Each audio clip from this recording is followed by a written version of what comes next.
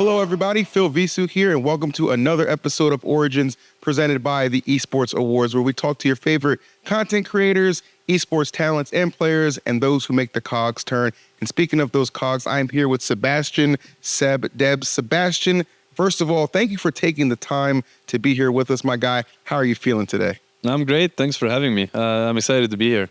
Yeah, no doubt about that. Now, I'm sometimes somebody who gets to sit in that chair. So for me, it's actually very exciting to actually hear your story and how, you kind of came from your humble beginnings. I'll kind of jump right into it, in fact. Do you have a particular moment, in your gaming career that's maybe stood out to you up until this point? Yeah, I mean, there were many of those, and looking back, it's kind of hard to rate them at times. But the one that's the closest to my heart, I think, is the first time I was in a position. I guess we were kind of amateurs, when I started, esport was not even a thing.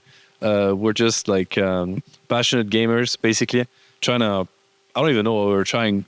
Trying to win, trying to beat the homies. Exactly. That's what it was about, right? I don't even know what we were trying to get really, but neither did our parents. Correct. That's another topic. But anyways, the first time I felt like maybe I'm good enough to make a name for myself, where we started taking maps from very notable and achieved teams. I think, I remember the first map that happened. Back then we were competing against Navi, Natus Vincer. They were the top dogs in Dota in my game.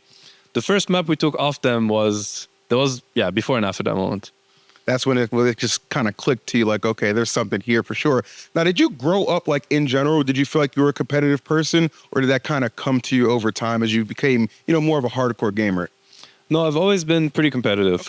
That's always been the thing about me. I wasn't necessarily good at gaming, I think, but I became okay. But the competitiveness has always been there for me. Well, I mean, obviously, pretty successful. I see the earnings here on my little notes and stuff like that. So you've done a good job to this point. Now, even coming up through Dota, what was the main motivation that kept you going? Because obviously, sure, it's great to get the glitz and the glamour, even the cash, but it's not always about that. Sometimes it's internalized what you're trying to accomplish as well. What was your main motivation to keep pushing through? No, 100%. I think you're on spot with that.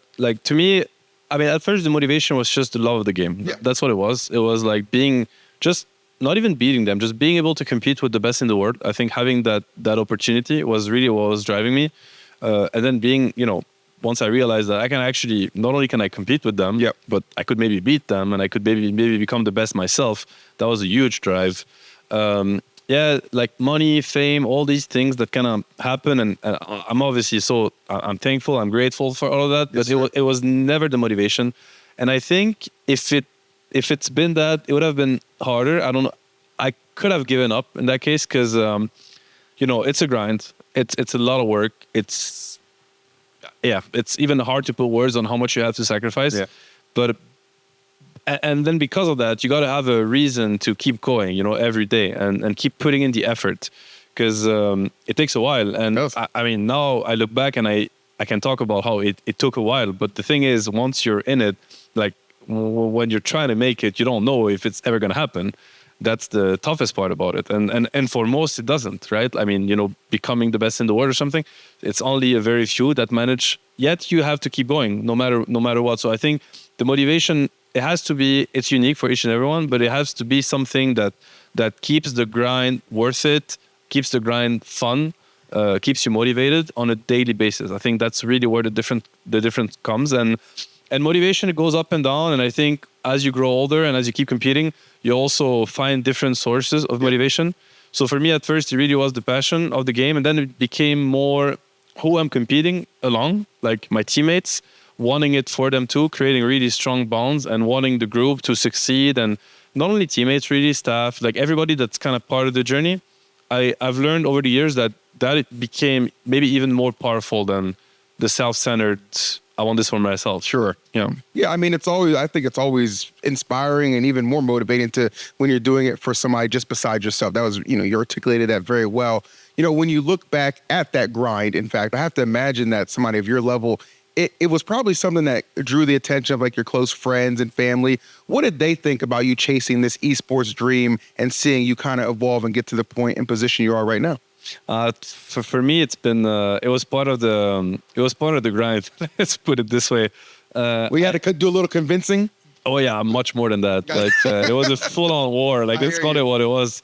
It was tough. I think my parents didn't really understand. I don't blame them, of course. Like looking back, I very much sympathize with how they were looking at this. Like there was no such thing as esport. Yeah. Like I was born and raised in France, and in France there was no esport scene, no careers, no. I'm not even talking about like becoming a pro player. That concept was not even a thing. Correct. But just like so you kept getting the sentences of like, I mean, gaming is cool, but maybe you're spending too much time on this. Like, think about your life, think about your future. Don't you want to get a real job? All these kind of sentences. People forget our field is very new. It's still it is. It's in its infancy, yeah. And I'm 33. I started competing I started gaming seriously like 20 years ago. And 20 years ago, all this did not exist. I mean, that's why for me, it's like, I know where I come from. It's mind blowing. I'm so grateful for every year that goes by because I know how it used to be, right? And yeah, so it was really hard to get any sort of like support from my parents,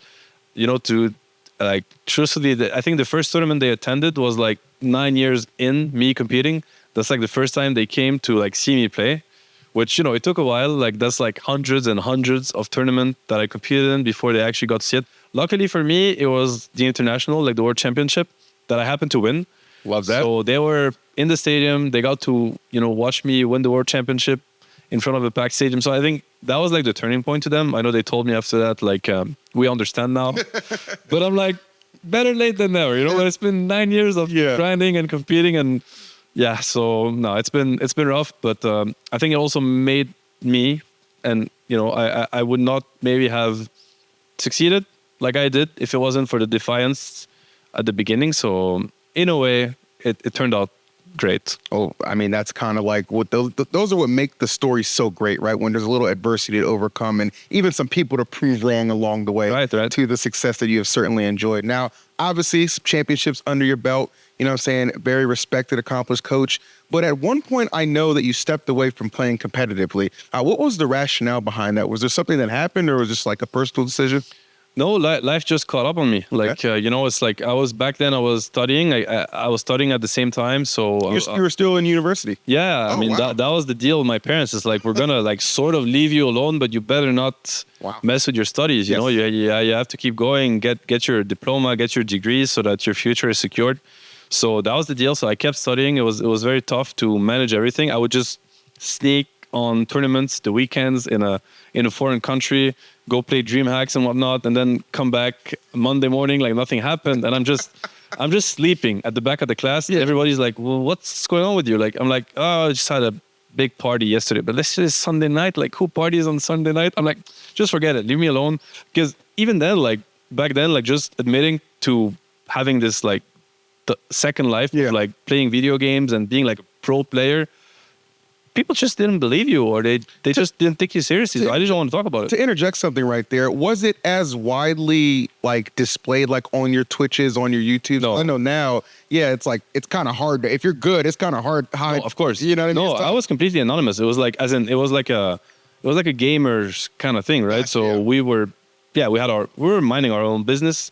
And back then in France, I think it wasn't like cool, So not to say it was the opposite. So I was like, I don't like being labeled anything. Like, I just want to do my thing. So, the ones that are curious and positive about it, I'm happy to talk about it endlessly. And the ones that aren't, I'm just gonna, just ignore them. So that was kind of the vibe. But then, so, you gotta still find a way to get to these tournaments. Financially, it was really tough because I wasn't getting any support. So, it became just too hard to manage everything at the same time. So I was like, I gave myself a last season of like, all right, Seb, you either make it, as in you have like good enough results, or you just drop it. And that was probably the worst season of them all for me. Funny enough, I think the pressure was too heavy. The pressure of like do or give up on your dream and your passion. I think that was just, that was just too much. I got overwhelmed. So that was my worst season of them all. And I was like, all right, I made myself a promise. I'm going to keep it. So I'm done with Dota. Yeah, I think for like somebody in your position, it's so much different for like me, because I used to obviously be a little bit competitive gamer myself, still am, but it was never to the point where I like knew that, I could potentially be the best. For you, like the expectations just being so high, yeah, I can see how that would hurt a little bit. At that point, we have to kind of step away. But I do respect your decision making right there. I mean, if anything, you're just being a proper adult. I was trying to be. Yeah. So right on to that for sure. Now, also here, now I know coaching OG through the major wins. Was there anything in particular that made that roster feel like it really clicked for you beyond just the raw skill available? Yeah, it was no, definitely. I mean, that roster was eye-opening. So the thinking process for me was, well, I didn't manage to get the success as a player, but I was like, I can maybe still get the security that I didn't waste my time, because I've invested so much time in Dota. A lot of knowledge, yeah. Right. So I was like, I feel like I'm smart about this game. Like, I feel like my ideas are valid, and there was like a little voice in me that told me I didn't get the success that maybe I deserved, even though that's a little bit. That's just how I felt. I was like, something didn't click. Yeah. It could have been about me. I made peace with the fact that it's because I'm not good enough as a player. But then I got invited to coach OG, which was a team that had won a major tournament before. So I'm like, these players have proved that they are good enough. So that is like the one in a lifetime opportunity to test my ideas with capable individuals. So I accepted. And when I met the group, not only were they great at the game, but I think they were really smart. One of the smartest teams in terms of like the importance of team dynamics and team atmosphere and culture, emotional intelligence, all these things. So that was like a big eye opener to me, because I would put these things kind of second, third priority. It was all about like the game and the skill and getting better and the hard work. I'm a hard work kind of guy, like practice make perfect. And at that point, I would have been okay being in a toxic environment if it meant that we were going to win eventually. Okay. Right? That's how far I was willing to go. But it was amazing meeting them and learning from them. And the mutual learning, I think, turned this group into a very strong one. I would be hard pressed to find anybody who could disagree with that for sure. But it's funny that you say, I kind of accepted I just wasn't a good enough of a player, because at some point you do end up back on that stage, right? Playing at the international. What was that like for you? What was the cause behind it? Like, kind of walk us through that. So it's it's not even a friend, it's like a brother to me, No Tail, like Johan Sunstein. He was the one inviting me to OG. Initially he was he became later the captain of the team. Back then he wasn't, but he's always been the absolute centerpiece of that team. Exceptionally gifted player, super smart individual, high emotional intelligence. Only good things to say about this guy. I've learned so much around him. And I always admired him as a player. And then one day he goes one player leaves the team and we have to find a replacement. And it didn't even cross my mind. Like, I was done as a player, right? And he's like, why don't you play Cebs? Like, it should be you. And coming from, at first I started laughing. I thought it's a joke. It's a really good one. I'm like, that's really funny. Let's get to work. But then I realized he's actually dead serious. And he's looking at me seriously. And he's like, I'm not joking. Like, it should be you. And coming from him, I'm like, well, if that person sees something in me, I don't want to disappoint him. So I might just have to give it a try just to, I owe him that. Yeah.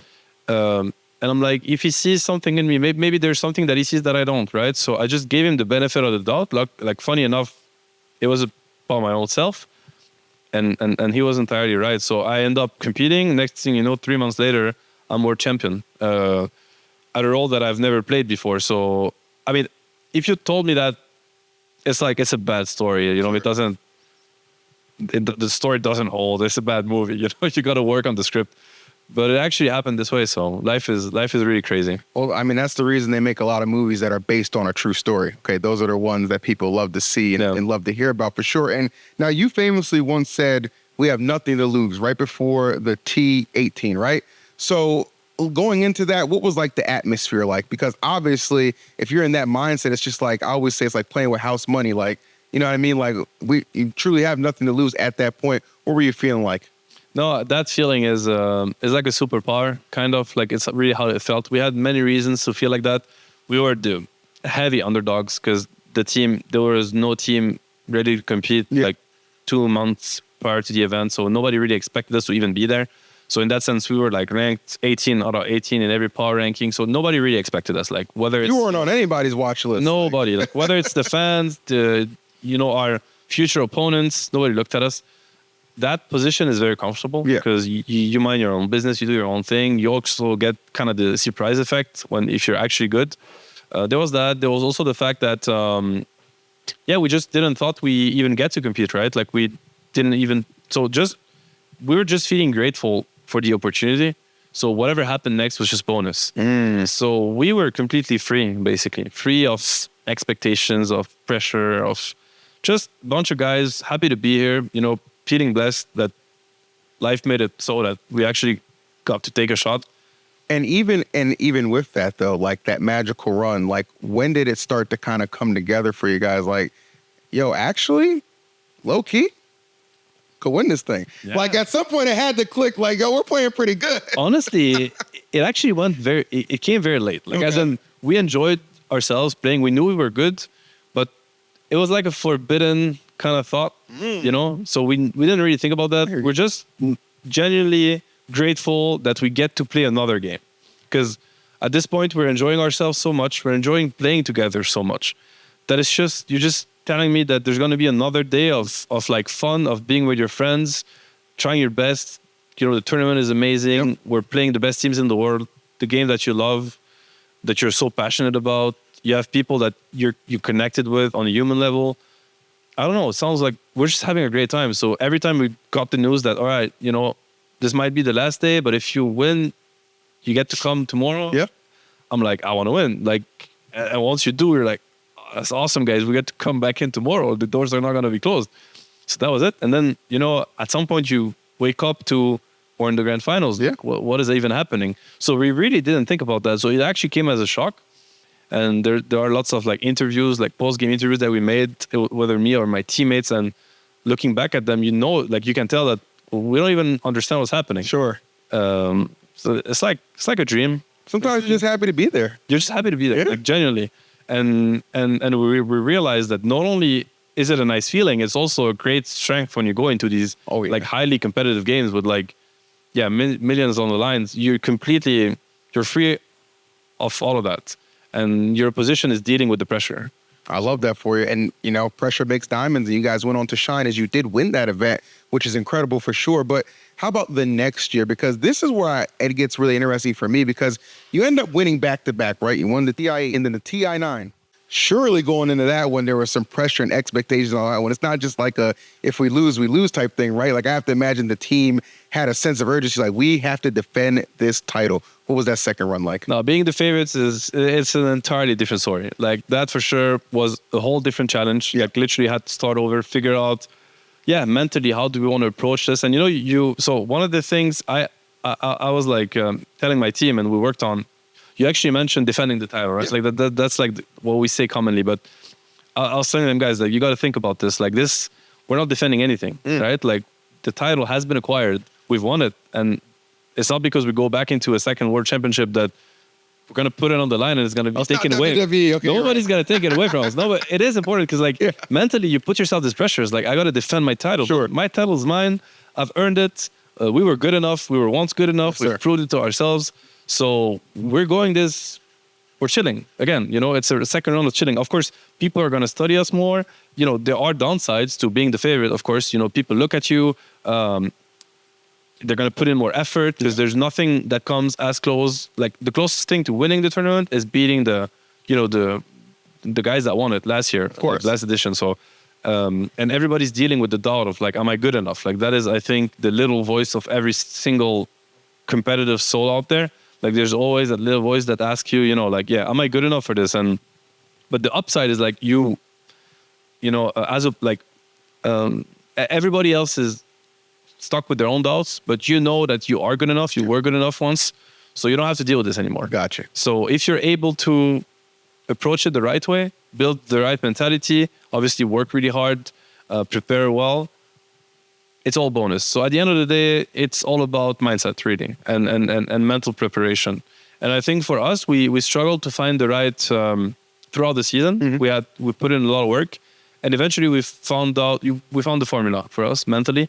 So that's why we were able to come in so strong in the second edition. Yeah, I mean, beautifully said, by the way. And, you know, you kind of look back at OG and like how you had said earlier, like there were definitely some building blocks there and plenty of things to capitalize and build off of. When you look back at like that original team, were there anything like specifically that you wanted to target to help hone this team to become as good as they ended up being? Yeah, I mean, to me, it was always about making sure that everyone is enabled within the group. I think we realized that in high-level competition, there are lots of preconceived ideas of what a competitor should be. Yeah. You know, what are the... Yeah, he's got to be fierce. He's going to react this way. I mean, he or she, but like, you know, the one's got to react like this way to pressure. But in reality, it's not like that. Everybody's unique. Everybody has, different cultures, different education, different characters, really. So, and that's great. That's actually, I think, the winning formula. Yeah. Because this is how, if you have 5 individuals that are enabled and that are allowed to be themselves, that's how a team is always going to find solutions to any issue, any equation that it has to face. So to me, it was always about making sure that everybody is enabled, everybody's heard. That is really important. And everybody's allowed to be themselves. And once that happens, magic happens. Like the stuff I've seen from individuals that were disabled and then were put in a position where they were able to like express their potential and truly be themselves, be free, basically. It's, I don't know, to me, it's the nicest thing I've got to witness throughout my whole career. Is what I bear with me today, like, and I try to apply to my everyday life. It's just amazing. I think one thing that really helps teams with their success is helping to find and formulate the identity. And obviously, I think you've been a big component to that. Like, was there anything that happened? Like, I want to even bring up like roster changes, like, you know, public scrutiny, like anything in that realm that influenced any of the changes that OG went through while still trying to maintain that identity that you have built? A lot. I mean, I think the entire road to the entire, you know, kind of journey, competitive journey, it's only that. Like, stuff just keeps being thrown at you. And then sometimes you know what's coming, sometimes you don't, which is even harder. And you got to be ready for what you're not ready for, basically. It's just the whole purpose of it. But that's why the team, and when I say the team, it's not just the players, it's like the group, like the staff, coach, whoever is gravitating around the team, it's the answer to all of it. If your team is functional and people are happy and enabled, whatever happens, any obstacle you're going to have to overcome, the team will process it and will deal with it. So that's why at the end of the day, it's all about the team, the environment, the culture, the dynamics, how the individuals are like treating each other's. To me, that is the solution to everything. And that's why at OG, we're so focused on culture and emotional intelligence and all these things. Everything else matters. But from our experience, it feels like a lot of these aspects are kind of overlooked, yet they are so central. So we know that obviously everybody knows that you got to be really good at the game and you got to practice hard and you got to practice the right way. These are like, it's common knowledge at this point. It's stating the obvious. So we're focusing on what's a little bit less obvious, yet from our experience, maybe even more impactful. I couldn't disagree with that at all, because you have that championship DNA, you have that proof of concept. Heck, you've sat on that stage and lived it, right? But, you know, obviously, I still think you can get the job done. But it's a new generation coming in right now, and you guys are definitely trying to foster and nurture that talent for sure, while keeping that same spirit alive. What have you seen from like these newer competitors coming into OG that kind of gives you a lot of hope for the future? Yeah, I think it's like how much they like they just tag along these principles, this culture. This like system of value, like they just tag along that, they make it theirs. They even like, they just make it better with, you know, they bring their own experiences and stuff to the table. So to us, is like, whenever somebody joins OG, we spend a lot of time, you know, like, it's like, you know, Johan, my ex-teammate, like he wrote a book like Character Over Talent. It's, of course, that character and talent, but if you had to choose, then it's going to be character over talent, because there's something about a group that works well together, really. Like, I don't believe that the 5 best, if it's going to be a team game of 5, like, I don't believe the 5 best, you take the 5 best individuals, you put them together, they're never going to win the tournament. It's never going to happen. It's always the best team that wins the tournament. And sometimes they have the best individuals, and often they don't. And that's the beauty of sports Yeah. and esport and team. No IN team. It is what it is, right? So for us, what is really inspiring is like seeing how young, like thanks to our accomplishment, we're able to convince or build faith in this way of seeing competition to the youngest and the new generations. Because I've been there before. It's always hard to convince somebody when you don't really have anything to show but these accomplishments are helping us kind of skip that part. I hear you. And they're just going to trust us and they're going to tag along and they're going to make it work. They want to sit where you guys are sat. Exactly. I love that. You know what I'm saying? That championship circle, that's where they want to be. And it sounds like you definitely have the foundation for providing that. When you look at OG today, what would you say, like, what makes you the most proudest? Just kind of looking at the org now. It's definitely when I meet fans like all around the world, like people that I would never, I could never meet them in another setup, like or through anything else I would have done in my life. So, and I feel like OG, our story, and like what we've built had a positive impact on their lives.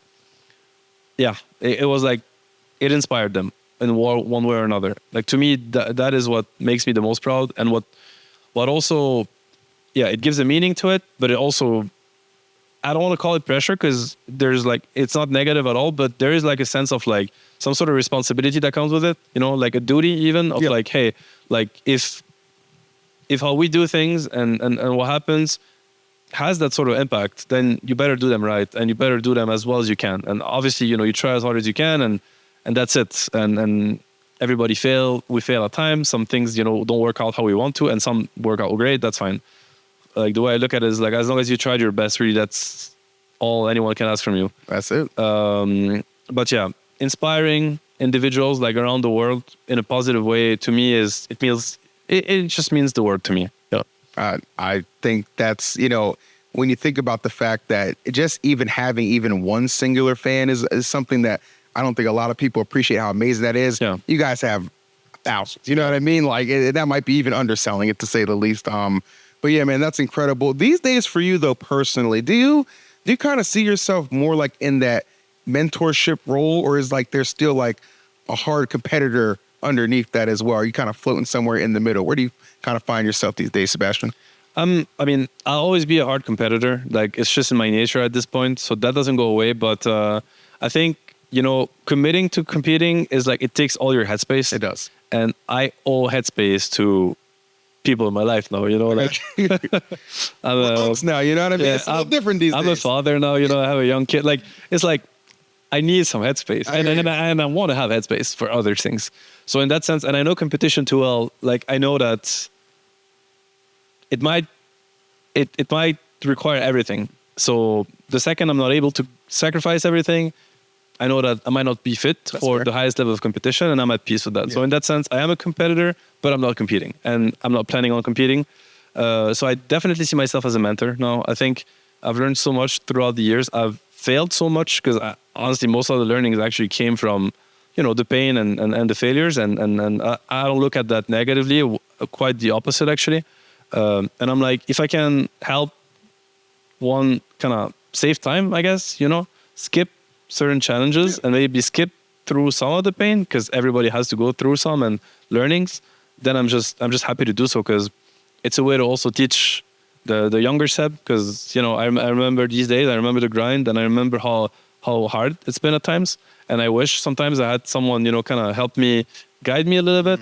So I like being in that position. It's a way to give meaning also. I think I got a lot from, I was really lucky and I'm very grateful for, you know, the successes I've had. In that sense, esports has given me so much. So it's just an opportunity to give back. Yeah, it rebalances things for me. So I think that's wonderful. And for those players on OG, obviously the goal is always, hey, want to be at the top of that mountain, want to capture a championship. But aside from championships, aside from titles and prestige, what do you want players who kind of come through the OG path, what do you want them to walk away with overall outside of that? I mean, first of all, when they come in, like what I always tell them is that like winning is a consequence. You don't want to look and think about the wins. Like focus on what you're doing. Yeah. Focus on how you treat your teammates, how you treat yourself, how you practice. what you do on a daily basis. Focus on that, do it as well as you can, and winning will come. It's just a matter of time. It's a consequence of all of that. And to walk away with is to really understand that I don't think like competition or esports or it's so different than, we used to say, well, that's my job, or that's like what I do, and then that's my life. Like, to me, it's all the same. Like, it's all the same. Like, if you're gonna like learn how to be good to your teammates, how to build up a relationship, how to make it functional, how to problem solve, how to be tolerant, how to be compassion, like, how to enable, like, all these, like, at the end of the day, it's just humans, like human beings working together, like building up a relationship and making it functional, getting the best out of each other. Yes, sir. That is exactly the same in our personal lives. And it's just in our life in general. So walking away with that, like, to me, it's incredibly helpful. I think it's made me just a better person, and I still have a lot of work to do, but like we all do, but it really helped me just in life in general, meeting people that were so different age. And that's the beauty of esports, in my opinion. It's like, I'd had teammates that had 10 years different, 15 sometimes, different language, different culture, different stories. It's crazy. And then you have to work together. You have to find a way to not just work together, but work great together, be super synergetic. Build that camaraderie up real well. Yeah, and it teaches you so many things. It teaches you, to just understand that we're all different, and that has a true meaning to it. It's just words. So you have to, find common ground. Look at the other with their own set of eyes, also not yours. All these things, and understand that it's there's great how to put that. It's like, it's very enriching to build that connection. It's just amazing. And to me, I realized that actually this is what I enjoyed, that even more than competition at the end of the day, really. And then I realized I can keep enjoying that. I can keep learning that aspect and putting it to use in my daily life. So hopefully it's for the newcomers to understand that this is where, in my opinion, everything lies. So don't overlook it. Like, treat it with a lot of attention, a lot of care. And you're going to enjoy not only how much it's going to help you in your career, but just in your life overall. Man, I cannot tell you how high you have set the bar already with just the way you articulate and explain things, man. This is just wonderful to sit down and discuss with you. And it kind of brings up a good point, kind of circling back to just yourself. How about your legacy, right? And I'm not just talking about the titles and the accomplishments. I'm talking about what you feel like you've contributed to the scene overall and those around you. How would you describe your legacy? It's always hard to talk about it as a legacy, but I think one thing that I could definitely notice, especially in the Dota space, but I think it became more, it's like we were lucky that the championships that we won, there was like great content made about them. Like there are like very famous esport like content pieces that are called True Sites that Valve has made on these grand finals, and it just happened to be us. So I guess the esport world got a glimpse of how that team was functioning. So all these the set of values that we were living by, people really got to experience it like kind of backstage with us when we were competing in the most important games of our lives. So under the most pressure with the biggest stakes. So impossible to fake anything, right? This was just like pure go through the finals with us. So I think it had a big impact, because then you always want to copy the winning team, right? And then they realize, oh, this is how the winning team operates. Mm-hmm. Like, this is how they treat each other. This is how supportive they are, how everyone's like heard and enabled. And I think it had a big impact. It had a big impact in the Dota scene, where like teams started to put much more emphasis on mentality and culture. I think that's a way good enough as a legacy. Like, I'm really proud of that, and as you should be. And I think that's wonderful. Now, when you look at the Dota space now in the scene, are there any like new players that you think kind of embody some of those values you admire? Yeah, I think a lot of them. The list might even be too long to the list is too long. Well, that's a good thing. Yeah, Right? it's a great thing. Positive. I mean, now that I stopped competing, because at some point I was like, it's becoming tougher to beat them now. There you go. But it's just how it goes. But it's just how it goes. I think no, it's a great thing, and to me, Team Liquid is a good example. I think they're very similar to how we used to operate. They've won last CI. I think they're looking really hot for this year too, and good for them. I mean, I think they figured it out, and obviously, I think it's always going to have to be adaptable, and you have to make it work for. Every group is different, every team is different, so there's going to have to be twists. But as long as the gist of it is still how important it is for people to be able to be themselves like fully. As long as I think that is respected, then only greatness can come out of it. I would agree with you. And shouts Team Liquid, they're pretty great too. Give them a little love there. But I know I put you through the ringer with a lot of great questions, and it's been fantastic thus far. I'm going to change it up a little pace fire first. Right. Rapid fire, okay? So basically, Yep. just answer what the first thing comes to mind when I ask you a question. How about that? Yeah. All right, let's test it out. Let's go for it. Your favorite offlaner of all time? Collapse. Okay, fair enough. The most intense game that you've ever played? TI8 Grand Finals Game 4. You know what? Expound upon that a little bit. Why? This game was so tough. It's like we're down. It's a best of 5. We're down 1-2. Like one more map that we lose, and that's it. Obviously, winning TI Grand Finals is like a lifetime achievement. So nothing has ever been, even close to that important for any one of us. We're losing the game big time. We're like so far behind, and I'm the only one who have a decent game like that. Might have a shot at doing something. Yeah, so the amount of pressure is hard to put words on it. So it was a really intense game to play. It was so intense.